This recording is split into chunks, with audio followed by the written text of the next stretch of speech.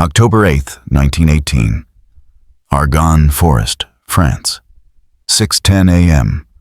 Corporal Alvin York of the 328th Infantry Regiment, 82nd Division, sat in a muddy crater and methodically checked the magazines of his Springfield M1903 rifle. His fingers, roughened by farm labor in the Tennessee mountains, moved with mechanical precision, though his soul was torn by contradictions that had tormented him since the moment of his conscription. This man, who had filed as a conscientious objector just 1 year earlier on religious grounds, was now preparing to do what contradicted every line of the gospel he knew by heart. York did not know that in 4 hours his name would become legend. He did not know that he would capture 132 German soldiers practically single-handedly. He did not know that he would eliminate 25 enemy machine gunners with almost supernatural accuracy. What he certainly could not have known was that his personal feat would be merely the tip of the iceberg of the colossal industrial machine that America had unleashed at full capacity. Somewhere far behind, in the port of Bordeaux, ships were unloading 200,000 tons of ammunition per month. At the Springfield and Eddystone factories, they were stamping out 2,000 rifles per day. In training camps, 10,000 recruits were undergoing basic training daily. The mathematics of war operated ceaselessly, transforming American industrial potential into firepower at the front. But in this moment, in this crater, this enormous machine had compressed itself into one man and one rifle, and 80 cartridges in ammunition pouches. And in a few hours, the entire world would witness what happens when individual heroism meets the uninterrupted logistics of industrial warfare. It would be a lesson that Germany would remember forever. The story of Sergeant Alvin York represents one of the most profound paradoxes of 20th century warfare. His achievement on that October morning would become the most celebrated individual act of heroism in American military history. Yet this feat was only possible because of something entirely impersonal: the systematic transformation of American industrial capacity into overwhelming military force. York's marksmanship, honed by years of hunting in the Cumberland Mountains, would prove devastating. But those 80 rounds he carried were products of factories producing 3 million cartridges per day. His Springfield rifle was one unit in a production run exceeding 843,000 weapons. His valor was individual. His capability was industrial. This tension between hero and system defines the entire American experience in the Great War. Alvin Cullum York was born December 13, 1887, in a 2-room log cabin in Pall Mall, Tennessee, a community so isolated it had no paved roads, electricity, or telephone service. The third of 11 children, he grew up in grinding poverty. His formal education lasted 9 months. By age 10, he worked full-time, blacksmithing, logging, road construction.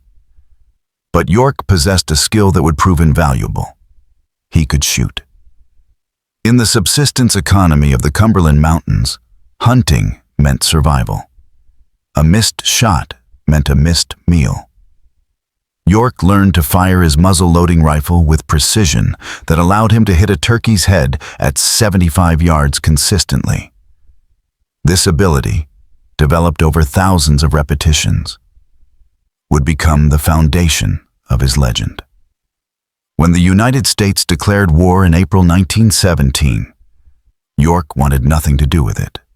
He had undergone a profound religious conversion in 1914, joining the Church of Christ in Christian Union, a fundamentalist denomination that took a strict interpretation of the Sixth Commandment. When his draft notice arrived in June 1917, York wrote, "Don't want to fight." His pastor supported his conscientious objector claim. The draft board rejected it.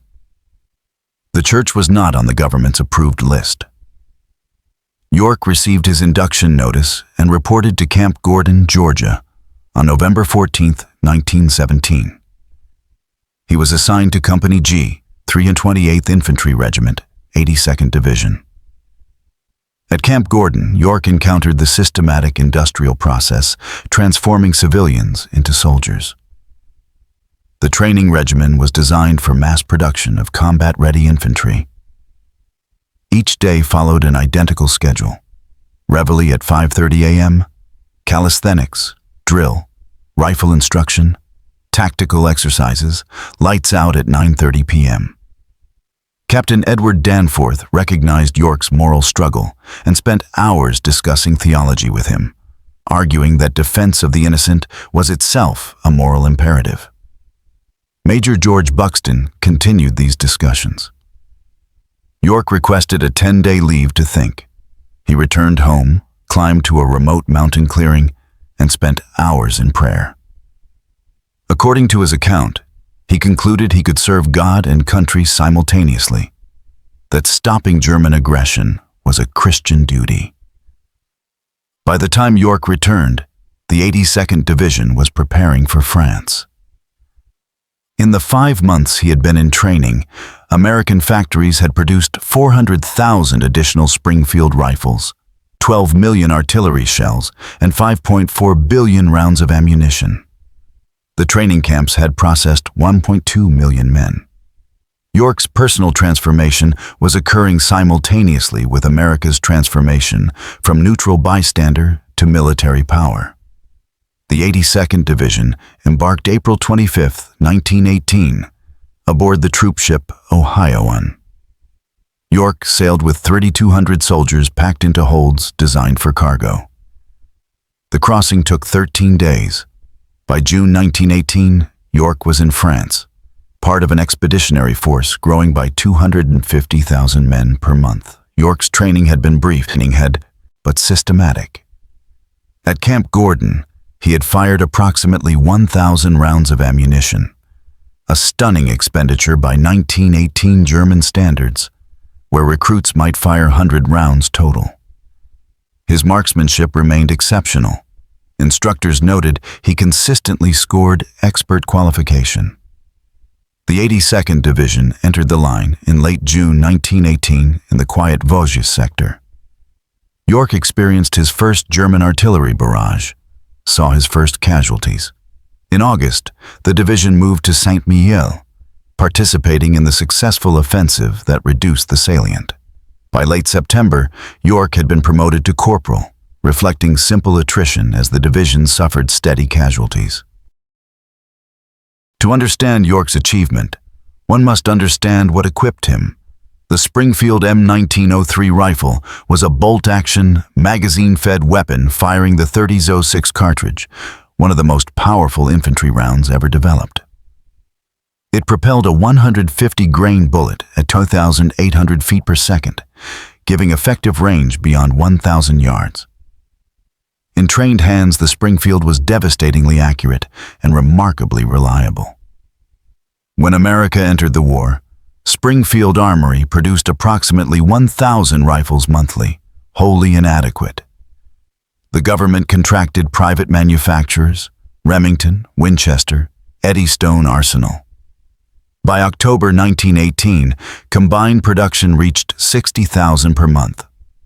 Ammunition production presented even greater challenges. Each 30-06 cartridge required precision manufacturing. At Frankfurt Arsenal in Philadelphia, machinery produced cartridges at rates approaching 10 million per day by mid-1918. The process was entirely mechanized, achieving quality control impossible with hand production. Rejection rates fell below 1%. This industrial miracle meant ammunition was effectively unlimited for American soldiers by October 1918. York carried 80 rounds, representing perhaps 3 minutes of production from a single factory. Behind him stretched a logistics pipeline delivering millions of rounds weekly. Where European armies rationed ammunition carefully, American units could expend it freely. The contrast with Germany was stark. By October 1918, German munitions production had collapsed to roughly 40% of 1917 levels. The British blockade had strangled imports of critical materials. German soldiers reported cartridges that misfired, shells that failed to detonate, barrels that wore out prematurely.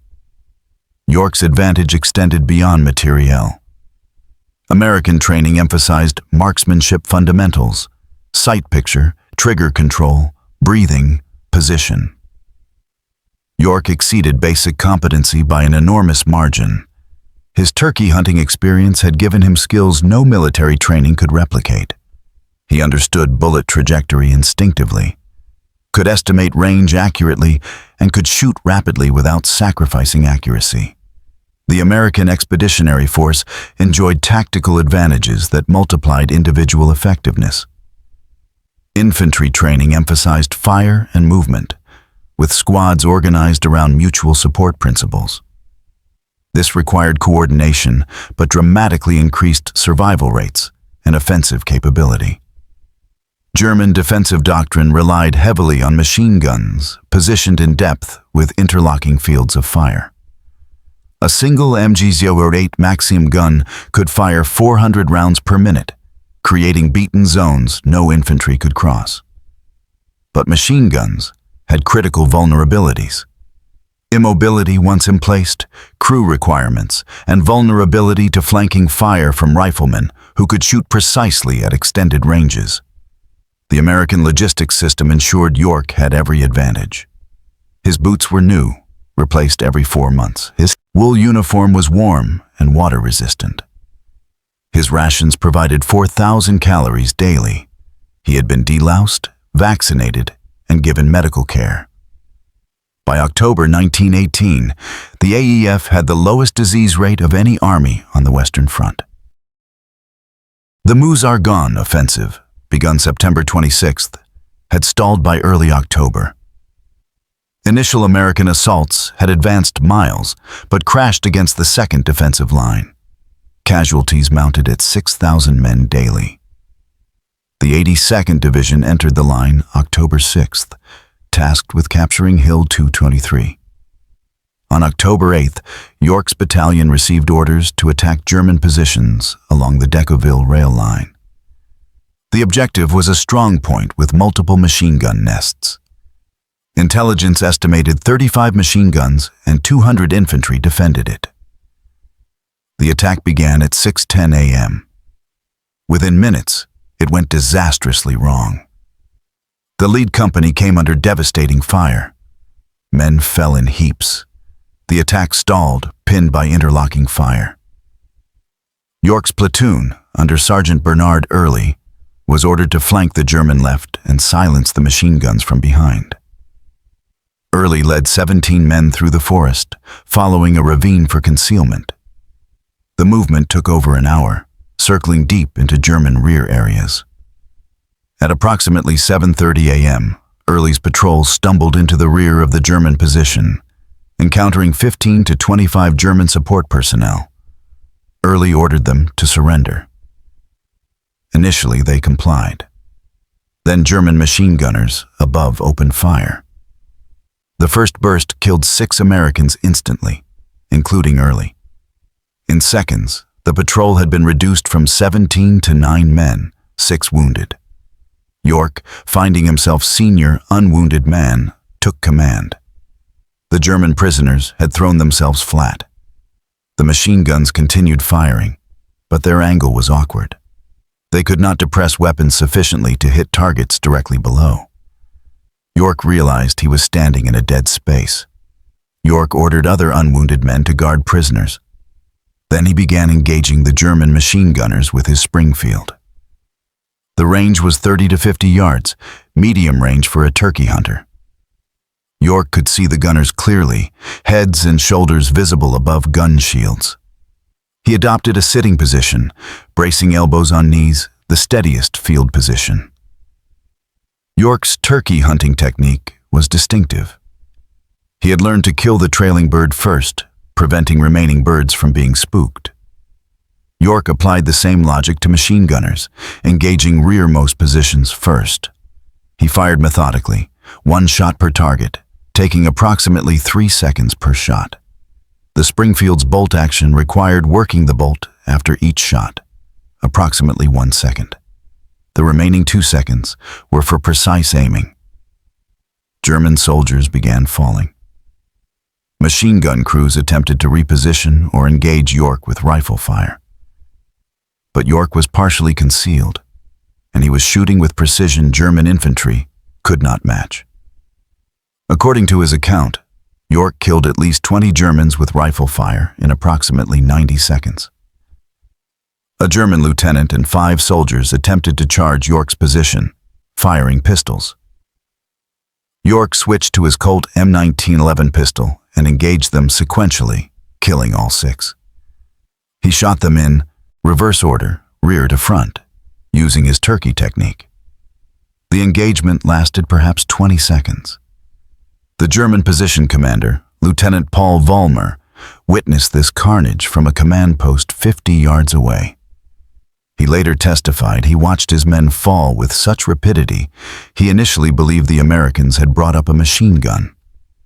When he realized a single rifleman was destroying his position, he decided to surrender his entire command to stop the slaughter. Vollmer emerged with hands raised, shouting in English for his men to cease fire. York kept his rifle trained on Vollmer, uncertain if this was genuine.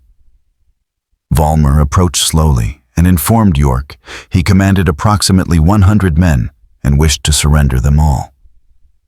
York accepted, but faced an extraordinary tactical problem. He had 8 effective American soldiers, several wounded men needing evacuation, and suddenly over 100 German prisoners. The German front line was less than half a mile away. He was deep in enemy territory with no way to call for reinforcement.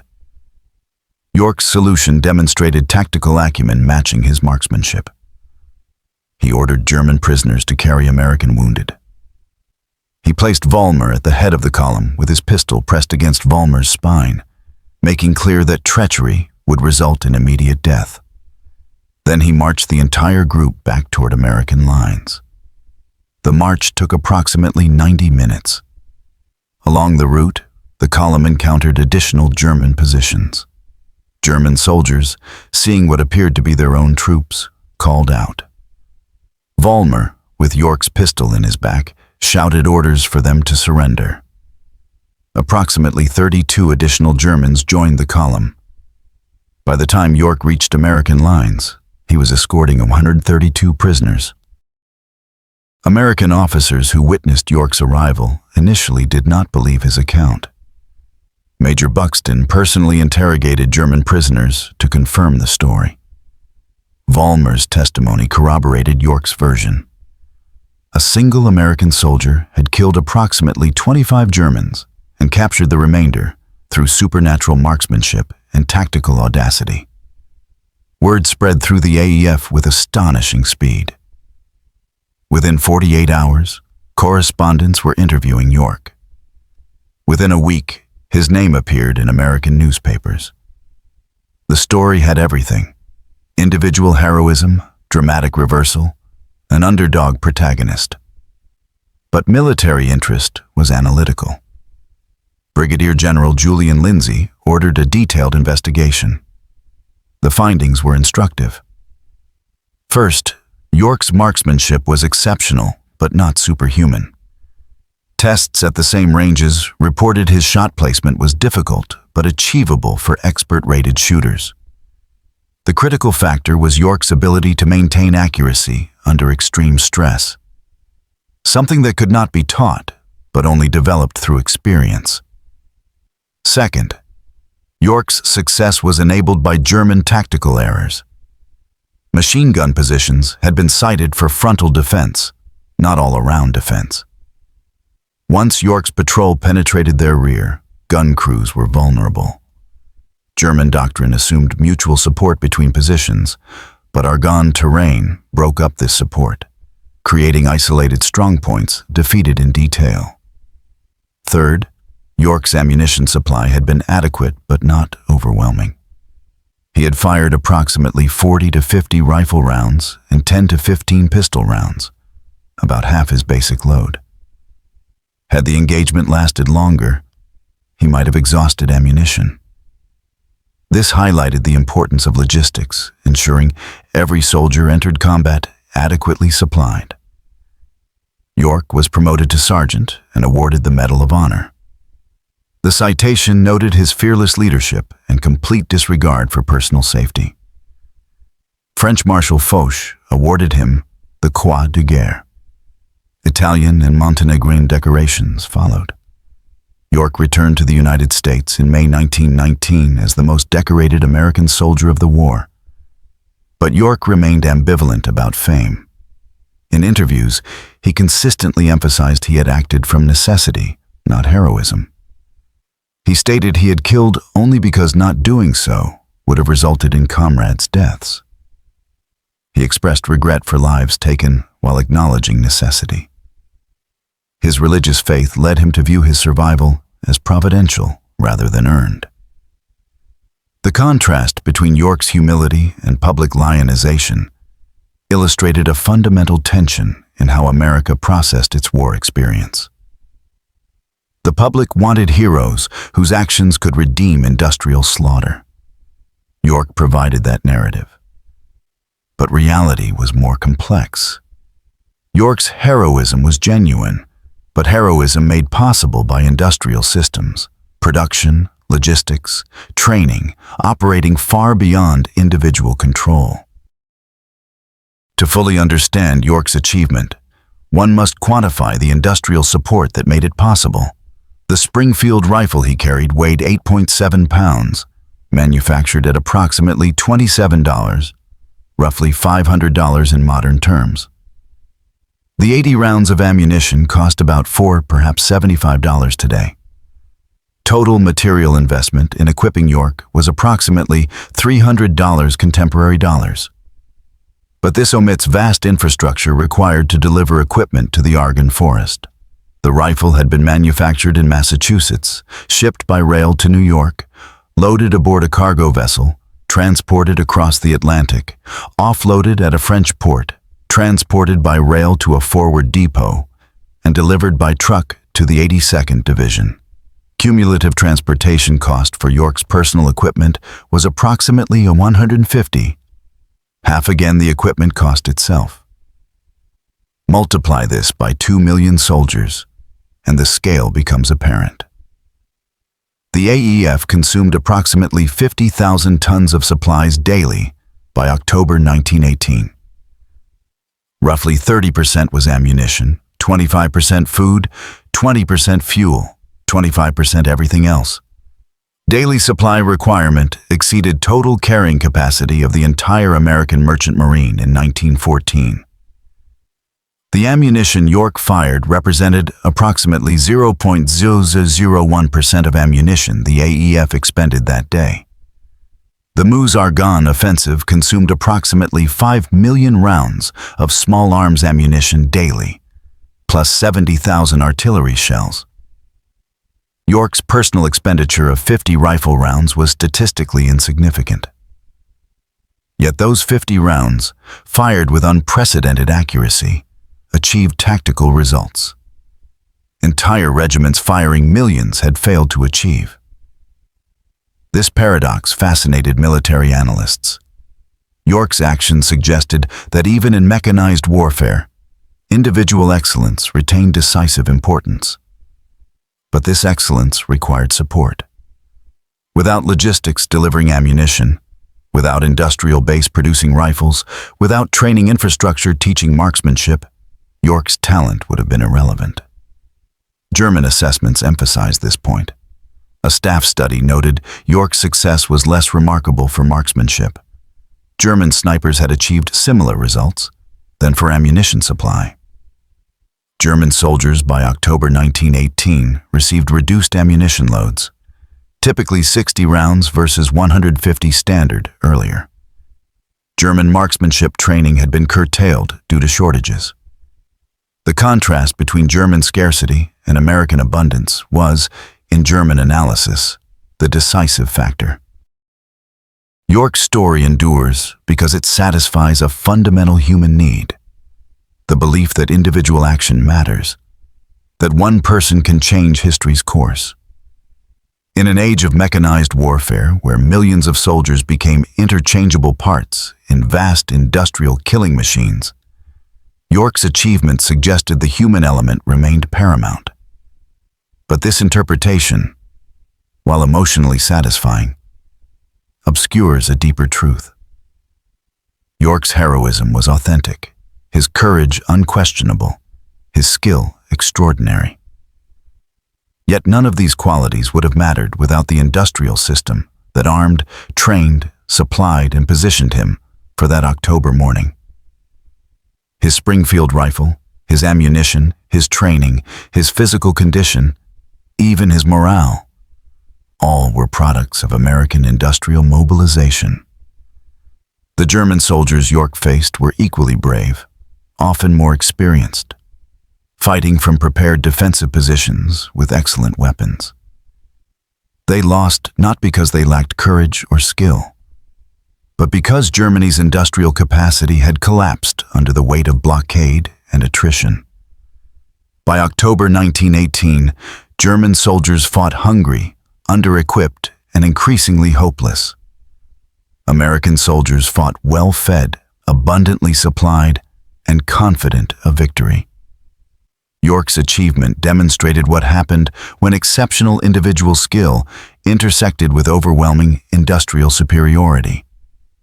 It was not one or the other. It was both, working in concert. The hero needed the machine needed the hero. This synthesis of human excellence and industrial might characterized American military power in the 20th century.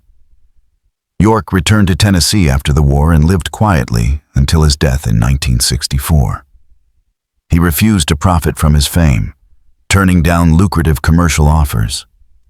He used his notoriety to establish a school for underprivileged children in Tennessee. He remained deeply religious, conflicted about his wartime killing, but convinced it had been necessary. His legacy transcends his personal story.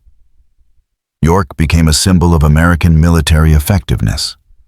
The citizen soldier who, when called, served with distinction, then returned to civilian life. But his story also symbolizes something more complex: the transformation of warfare from individual combat to industrial process, and the paradoxical truth that within that process, individual excellence still mattered decisively. On October 8, 1918, in the Argonne Forest, one man with one rifle changed the course of a battle. But that man carried a rifle because American factories had built 843,000 of them, and fired ammunition because American industry produced 3 million rounds daily. His heroism was his own, his capability was America's.